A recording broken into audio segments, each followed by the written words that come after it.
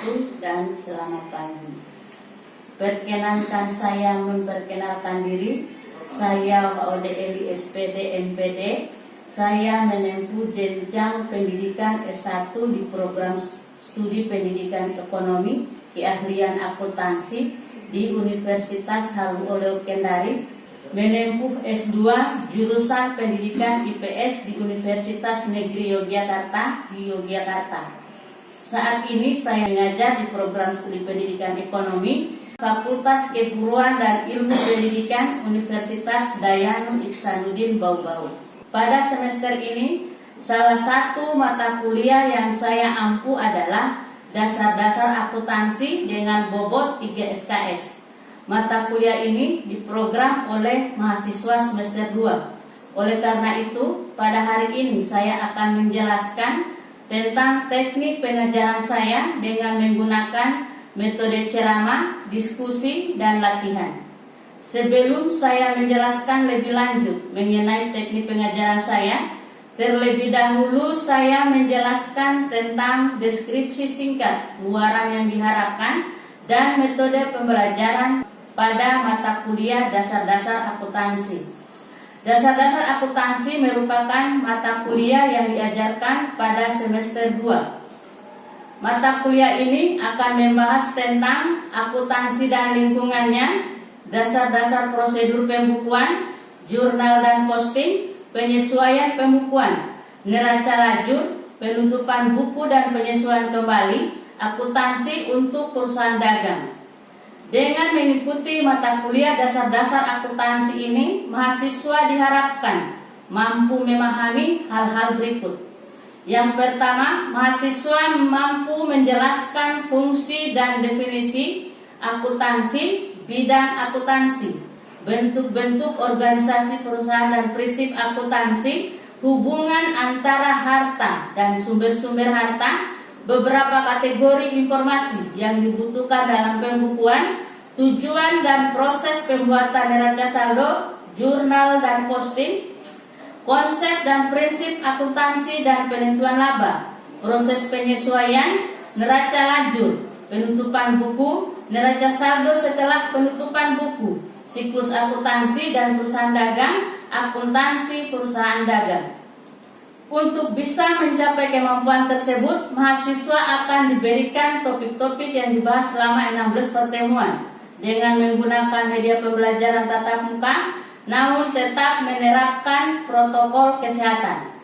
Berikut ini adalah topik-topik yang akan saya bahas: akuntansi dan lingkungannya, dasar-dasar prosedur pembukuan, jurnal dan posting, penyesuaian pembukuan, neraca lajur, penutupan buku dan penyesuaian kembali, akuntansi perusahaan dagang. Setelah mengetahui gambaran singkat mata kuliah dasar-dasar akuntansi yang saya ampu pada semester ini, selanjutnya saya akan menjelaskan teknik pengajaran saya dengan metode ceramah, diskusi, serta latihan. Metode ceramah yang saya lakukan adalah memberi mahasiswa pemahaman tentang materi yang dibahas. Selanjutnya, pendalaman materi dilakukan dalam proses diskusi, tanya jawab, dan latihan.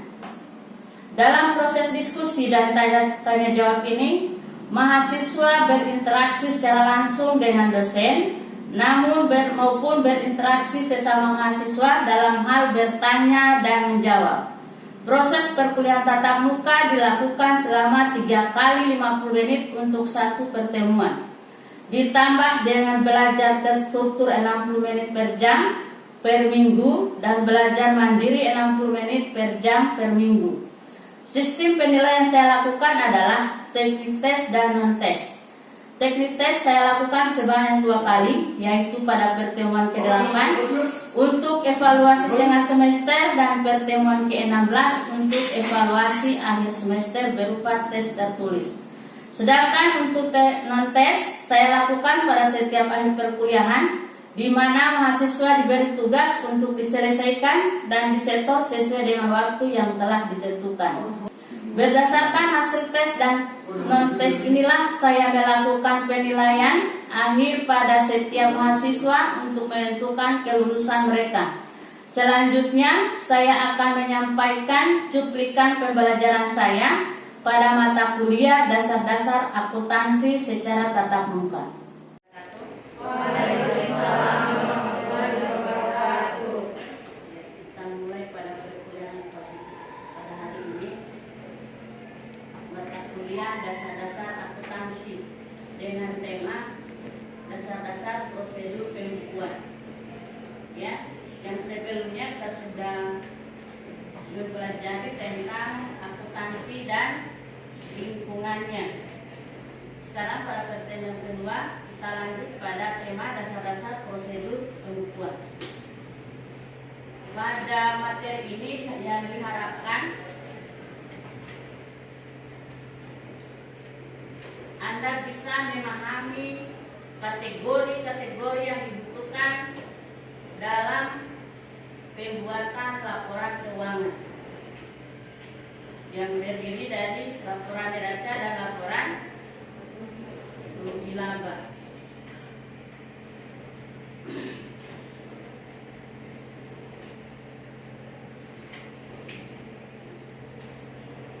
Di sini menjelaskan tentang kategori data yang dibutuhkan dalam penyusunan laporan keuangan itu ada neraca dan rugi laba. Dalam neraca terdapat kategori aktiva, kewajiban dan modal.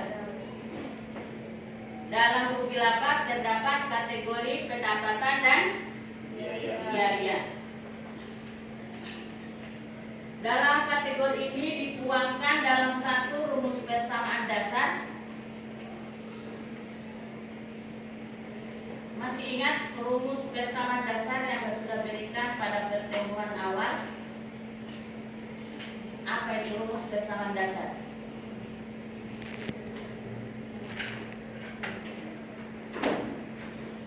Harta sama dengan dalam bentuk neracanya seperti ini. Harta sama dengan aktiva. Tanpa modal biasa disebut dengan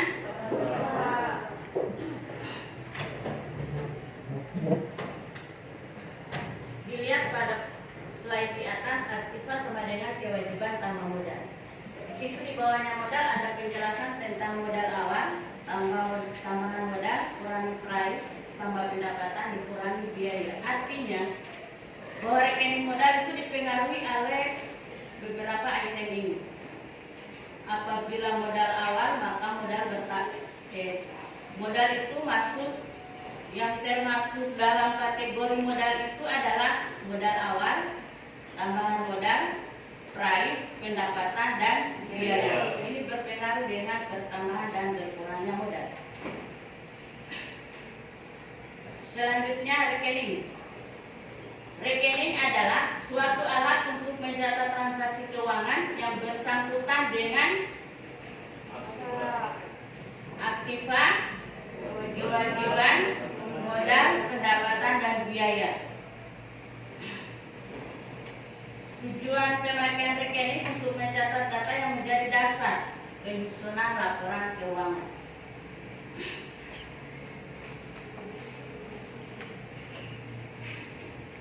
Kemudian penggolongan rekening, yaitu ada rekening real dan rekening nominal.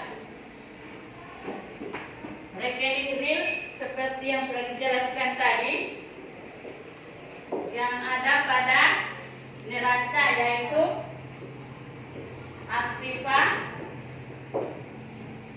kewajiban dan modal. Nominalnya yaitu pendapatan dan biaya.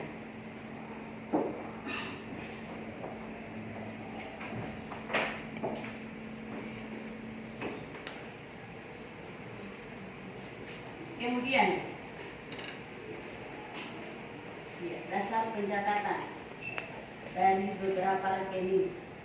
Di sini bisa dipahami tentang penempatan debit dan kredit suatu rekening. Rekening aktiva, hutang, modal, pendapatan dan biaya. Dilihat di tabel. Aktiva atau harta bertambah di debit. Aktiva atau harta berkurang di kredit. Saldonya debit. Hutang bertambah di kredit, hutang berkurang di debit, saldonya kredit. Modal bertambah di kredit, modal berkurang di debit, saldonya kredit. Pendapatan bertambah di kredit, pendapatan berkurang di debit, saldonya kredit. Biaya bertambah di debit, biaya berkurang di kredit, dan bersaldo biaya. Ya, bisa dipahami? Yang di sudut sana? Baik, bismillahirrahmanirrahim. Assalamualaikum warahmatullahi wabarakatuh. Waalaikumsalam warahmatullahi wabarakatuh. Ini Bu, kan ini materinya tentang dasar-dasar prosedur pembukuan. Nah, yang ingin saya tanyakan Bu, bagaimana jika dalam satu perusahaan tidak melakukan prosedur pembukuan dengan baik? Apakah mungkin ada solusi di dalamnya untuk pembukuan tersebut dilakukan secara baik, atau ketika pembukuan dilakukan tidak secara pas dengan prosedur-prosedur yang ditetapkan, apa-apa saja yang akan terjadi, masalah-masalah apa saja yang akan terjadi dalam bisnis atau perusahaan tersebut. Baik, terima kasih. Ya, bagus. Coba diulangi, spesial skalanya. Baik, sekarang langsung saja. Apa yang akan terjadi jika prosedur pembukuan dalam perusahaan tidak dilakukan secara tepat atau tidak dilakukan secara prosedur-prosedur yang sudah ditetapkan dalam kas tersebut? Ya, Saja. Ya. Karena tema kita hari ini tentang dasar-dasar prosedur pembukuan. Yang ditanyakan adalah bagaimana kalau perusahaan tidak menerapkan sistem itu. Ya, kita tahu bahwa konsep dari akuntansi itu sendiri adalah pelaporan, pencatatan, klasifikasi, pengelompokan, pelaporan dan analisis. Tujuannya untuk mengetahui posisi laporan keuangan dalam suatu perusahaan, apakah keuangan dalam satu periode mendapat keuntungan atau tidak. Nah, kalau tidak menerapkan sistem akuntansi, kemudian tidak bisa diketahui apakah kita mengalami keuntungan dan atau mengalami kerugian. Itu tujuannya. Kalau tidak melaksanakan prosedur atau sistem itu, kita tidak tahu. Kan sama kita jalan tidak ada tujuan, tidak ada arahnya. Begitu maksudnya. Jadi harus kita punya sistem, harus kita punya jalan, harus punya prosedur, harus punya target. Untuk mencapai target harus ada langkah, harus ada misi. Begitu juga dalam perusahaan. Jadi itu penting itu prosedur dan sistem dan siklus, penting sekali untuk mengetahui tadi.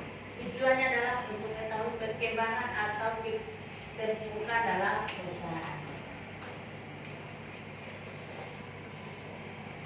Saya kira demikian. Siapa yang bisa sebutkan jenis-jenis rekening atau bentuk rekening?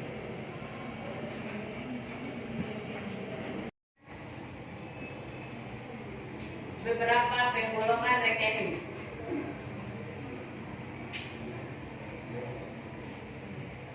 Silakan Karen. Ibu, terima kasih. Rekening dalam buku besar terbagi menjadi dua. Yang pertama rekening real dan rekening nominal. Rekening real dibagi menjadi tiga, yaitu rekening aktiva, rekening kewajiban dan rekening modal. Terus rekening nominal dibagi menjadi dua, yaitu yang pertama rekening pendapatan dan rekening biaya. Ya, bagus. Kan bentuk-bentuk laporan keuangan.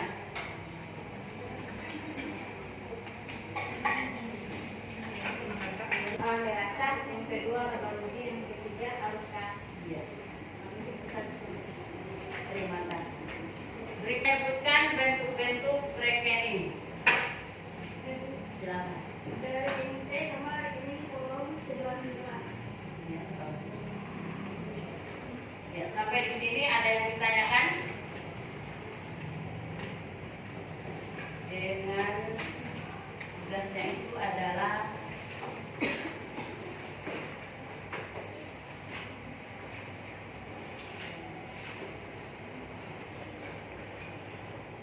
beberapa jenis transaksi yang akan saya berikan dibuat dalam bentuk rekening T dan ditentukan penempatan sifat rekeningnya, sifat debit dan kredit pada rekening.